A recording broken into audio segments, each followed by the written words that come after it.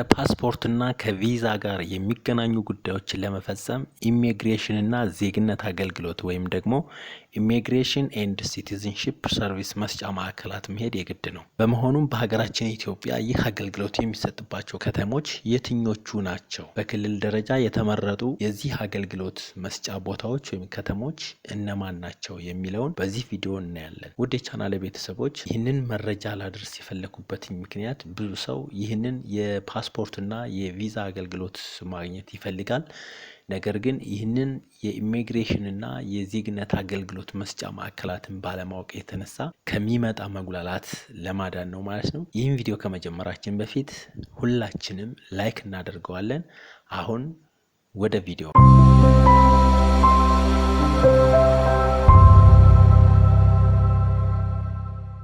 አሁን በቀጥታ ወደ ብራውዘራችን እንገባለን። እንግዲህ ብራውዘራችንን ከከፈትን በኋላ google.com የሚለውን ሰርች ታደርጋላችሁ። ይህም ጥቅሙ ምንድነው? እንግዲህ እዚህ ጋር ዋናው ዌብሳይት ላይ እንገባና በዝርዝር የትኞቹ ከተሞች የኢሚግሬሽን እና ሲቲዝንሺፕ አገልግሎት እንደሚሰጡ ለማወቅ ነው ማለት ነው። እዚህ ጋር እንግዲህ እንደምታዩት እዚህ ጋር ሰርች ባሯ ላይ apply for Ethiopian passport online ብላችሁ ሰርች ታደርጋላችሁ ወይም ኢንተር ትሉታላችሁ። በዝርዝር እንግዲህ የእያንዳንዱን ክልል ከተሞች የት ቦታዎች ላይ ይህ አገልግሎት እንደሚሰጥ እንመለከታለን። እዚህ ጋር እንደምታዩት ይሄው apply for Ethiopian passport online የሚለው ይመጣላችኋል። ትክክለኛው የፓስፖርት ማመልከቻ ወይም ደግሞ የፓስፖርታችሁን ደረጃ የምታውቁበትን ወይም ስታተስ የምታውቁበት ዌብሳይት ነው። ይሄንን ክሊክ ታደርጉታላችሁ። በቀጥታ ወደ ዋናው ዌብሳይት ይወስደናል። ICS ወይም ደግሞ Immigration and Citizenship Service ማለት ነው። Before you apply ይላል። አፕላይ ከማድረጋችሁ በፊት እነዚህ ነገሮች ብታውቋቸው መልካም ነው የሚለው። ምናልባት እንግዲህ በዚሁ እግር መንገዳችንን አፕላይ ማድረግ የምትፈልጉ ሰዎች ካላችሁ እነዚህ ነጥቦች ከግምት ውስጥ ማስገባት ይጠበቅባችኋል ማለት ነው። አዲስ አመልካቾችም ልትሆኑ ትችላላችሁ፣ ወይም ደግሞ ለማሳደስ መጣችሁ ልትሆኑ ትችላላችሁ። ጠፍቶባችሁ ልታስቀይሩ የመጣችሁ ልትኖሩ ትችላላችሁ። ተቀዶ ወይም ደግሞ ተሰርቃችሁ ሌላ ምትክ ልትወስዱ የመጣችሁ ሰዎች ልትሆኑ ትችላላችሁ። እነዚህ ነጥቦች ከግምት ውስጥ ማስገባቱ በጣም አሪፍ ነው ማለት ነው። እንደምታዩት ያው ወደ ታች እነዚህን ነገሮች ማንበብ ትችላላችሁ። እንግዲህ ያው እናንተ ለምትፈጥሩት ችግር እኛ ምንም አይነት ኃላፊነት አንወስድም። ስለዚህ ሪስኩ ወይም ደግሞ ያጣችሁት ወጪ በራሳችሁ ኪሳራ ነው ምናምን ነው የሚለው። ይሄንን ማንበብ ትችላላችሁ እናንተ ሶ ሲምፕል። ስለዚህ እዚህ ጋር እንደምታዩት ስታርት ኒው አፕሊኬሽን እንለዋለን። ስታርት ኒው አፕሊኬሽን ካላችሁት በኋላ እዚህ ጋር መስማማት ያለባችሁ ነገር አለ።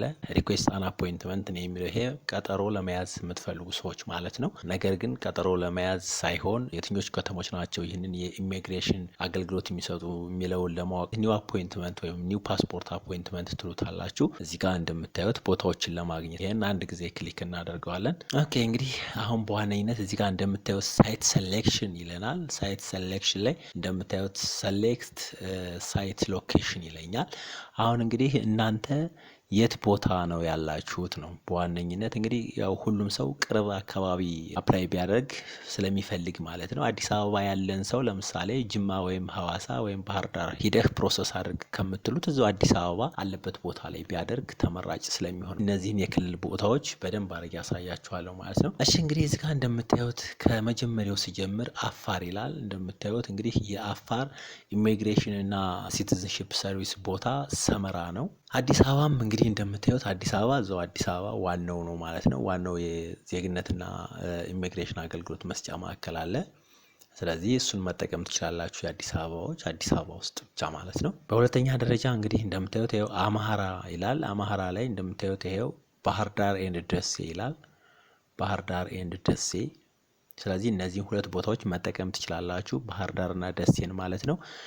እንግዲህ ለባህር ዳር ቀረብ የምትሉ ባህር ዳር የሚለውን ትመርጣላችሁ፣ ለደሴ ቀረብ የምትሉ ደግሞ ደሴ የሚለውን ትመርጣላችሁ ማለት ነው። ስለዚህ አማራ ክልል ውስጥ የኢሚግሬሽንና ዜግነት አገልግሎት የሚሰጥባቸው ቦታዎች ባህር ዳርና ደሴ ናቸው ማለት ነው። እሺ በቀጣይ ደግሞ እንግዲህ እንደምታዩት ቤንሻንጉል ጉሙዝ ይላል። ቤንሻንጉል ጉሙዝ እንግዲህ ውድ የቻናል ቤተሰቦች እንደምታዩት ሁሎችም አክቲቭ አይደሉም። ያ ማለት እንግዲህ አሁን ለጊዜው ይህ ሰርቪስ እየተሰጠ ያልሆነባቸው ቦታዎች አሉ ማለት ነው። ለምሳሌ ቤንሻንጉል ጉሙዝ ስትመርጡ ምንም አይነት ነገር አያመጣም።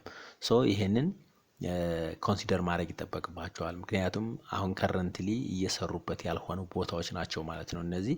ስለዚህ ቤንሻንጉል ጉሙዝ ባይ ዲፎልት ምንም አይነት ብራንች አሁን የለውም ማለት ነው። በቀጣይ እንግዲህ እንደምታዩት ድሬዳዋ ይላል። ድሬዳዋ ላይ እንግዲህ ይሄው ራሱ ድሬዳዋ ICS ኦፊስ ይላል። እንግዲህ ድሬዳዋ እዛው ድሬዳዋ ከተማ ውስጥ የድሬዳዋ ዜግነትና ኢሚግሬሽን አገልግሎት ቢሮ አለ ማለት ነው።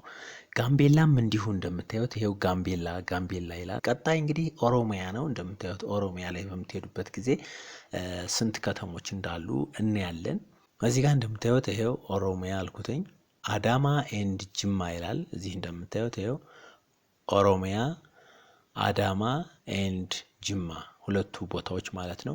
ልክ አማራ ክልል ደሴና ባህር ዳር እንዳልነው ኦሮሚያ ክልል ደግሞ አዳማና ጅማ ማለት ነው። ይሄው አዳማ ቢሮ አለ። አዳማ ኢሚግሬሽን ኤንድ ሲቲዝንሺፕ ሰርቪስ እንዲሁም ጅማም ማለት ነው። ጅማና አዳማ ሁለቱ ቦታዎች ናቸው ማለት ነው። ሌላኛው እንግዲህ ሲዳማ ነው። ሲዳማ እንደምታዩት ይኸው ሐዋሳ ውስጥ አለ። ነገር ግን ኦፊስ እና ዴሊቨሪ ሳይቱን አያሳየኝም። ሲቲው ሐዋሳ ይላል። ስለዚህ ሐዋሳም ከዚህ በፊት በደቡብ ክልል ውስጥነት ሆኖ ሰርቪስ ሲሰጥ የነበረ ቦታ ስለሆነ ሐዋሳ ላይ መጠቀም ትችላላችሁ ማለት ነው። በቀጣይ ሶማሊ ነው። ሶማሊ እንደምታዩት ይሄው ጅጅጋ ይላል። እንግዲህ ባይ ዲፎልት ጅጅጋ ውስጥም አለ ማለት ነው። ይሄው ሶማሊ ጅጅጋ። አሁን ወደ ደቡብ ስንሄድ ማለት ነው ሳውዝ ኔሽን ናሽናሊቲ ኤንድ ፒፕል ኦፍ ኢትዮጵያ የሚለው ጋር የምትሄዱ ወይም የድሮ ደቡብ ማለት ነው ሐዋሳና ሆሳዕና ቦታዎች ላይ ይህንን አገልግሎት ማግኘት ትችላላችሁ። ሐዋሳ ኤንድ ሆሳዕና ማለት ነው። ሌላኛው እንግዲህ ትግራይ ክልል ነው። እንደምታዩት ከረንትሊ ሰርቪስ ኢዝ ኖት አቬሌብል ይላል። ነገር ግን በቀደሙ መቀሌ ላይ ነበረ ይሄ ሰርቪስ የሚሰጥ። አሁን ግን ይህ ሰርቪስ አገልግሎት እየሰጠ አይደለም ነው የሚለው ማለት ነው። ይህንን የኢሚግሬሽንና የዜግነት አገልግሎት የሚሰጡ ከተሞች ይህንን ይመስላሉ። እዚህ ጋር ላስቀምጥላችሁ። ይሄው በየክልሉ ላስቀምጥላችሁ ከተሞቹን ማለት ነው። ስለዚህ በዚህ አማካኝነት እናንተ ቼክ ማድረግ ትችላላችሁ። በአቅራቢያችሁ በቅርባችሁ የሚገኙ ቦታዎች ላይ በመሄድ ብቻ ጊዜያችሁን ማጥፋት ትችላላችሁ። ምክንያቱም በጣም ሩቅ ቦታዎች ላይ እየሄዳችሁ ገንዘባችሁን፣ ሰዓታችሁን፣ ጉልበታችሁን ማጥፋት አይጠበቅባችሁም። ስለዚህ አገራችን ኢትዮጵያ ውስጥ የኢሚግሬሽንና ዜግነት አገልግሎት የሚሰጥባቸው ከተሞች እነማን ናቸው የሚለውን በዝርዝር ሳሳያችሁ ቆይቻለሁ። ይህ ቪዲዮ እንደሚጠቅማችሁ ተስፋ አደርጋለሁ። ውድ የቻናሌ ቤተሰቦች ሁላችንም ይህንን ቪዲዮ ላይክ እያደረግነው እንጨርሳለን። እንዲሁም ደግሞ አዲስ የመጣችሁ ካላችሁ ሰብስክራይብ ሳታደርጉ እንዳትወጡ። በሌላ በአሪፍ ቪዲዮ እስከምንገናኝ ድረስ ቻው።